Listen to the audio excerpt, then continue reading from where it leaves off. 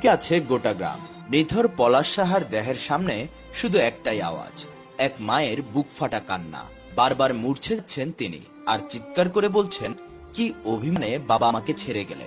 তোমরা আমাকে আমার বাবার কাছে নিয়ে যাও, আমি বাবাকে একটু ছুঁয়ে দেখি। এই কান্না যেন থামছে না।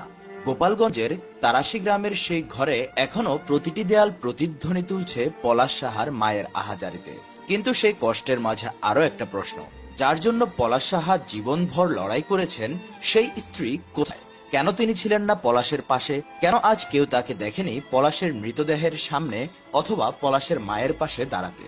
নেট দুনিয়ায় এখন একটাই প্রশ্ন ঘুরছে, চিরকুটে যেভাবে লিখে গিয়েছেন পলাশ সাহা, বউ যেন স্বর্ণ নিয়ে যায় এবং ভালো থাকে, তবে কি সেই স্বর্ণ নিয়েই চলে গিয়েছেন স্ত্রী, নাকি আত্মগোপনে রয়েছেন তিনি?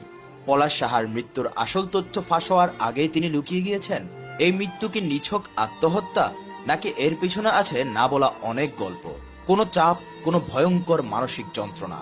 ইতিমধ্যেই অনলাইনে সৃষ্টি হয়েছে তুমুল বিতর্কের। পলাশের পরিবার শোকে ভেঙে পড়লেও অনেকে বলছেন, যদি সব ঠিক থাকতো তাহলে স্ত্রী কেন ছিলেন না শেষ যাত্রায়? কেন এমন নিঃশব্দে হারিয়ে গেলেন তিনি? প্রসঙ্গত, গতকাল দুপুরে চট্টগ্রামের চাঁদগাঁও র‍্যাব 7 ক্যাম্পে মাথায় গুলিবিদ্ধ অবস্থায় উদ্ধার করা হয় পলাশ সাহার মৃতদেহ। তার পাশেই ছিল একটি চিরকুট, যেখানে স্পষ্টভাবে লেখা ছিল, আমার মৃত্যুর জন্য আমার বউ বা আমার মা কেউ দায়ী নয়, আমি দায়ী, কাউকে ভালো রাখতে পারলাম না। এই লেখার পর প্রশ্ন উঠছে, যদি কেউ দায়ী না থাকে তবে কেন এই অবস্থা? কেন মা বারবার মূর্ছে পড়ছেন আর স্ত্রী একটিবারও ছুঁয়ে দেখছেন না স্বামীর নিথর দেহ? একদিকে এক অসহায় মা যিনি গর্ব করতেন ছেলের সফলতা নিয়ে, তিনি এখন বুক চেপে কাঁদছেন আর বলছেন, তোরা আমাকে আমার বাবার কাছে নিয়ে যা।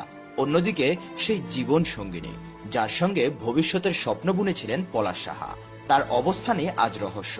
কোথাও নেই তার স্পর্শ, নেই কোনো প্রতিক্রিয়া, নেই কোনো শোকবার্তা। একজন মা ছেলের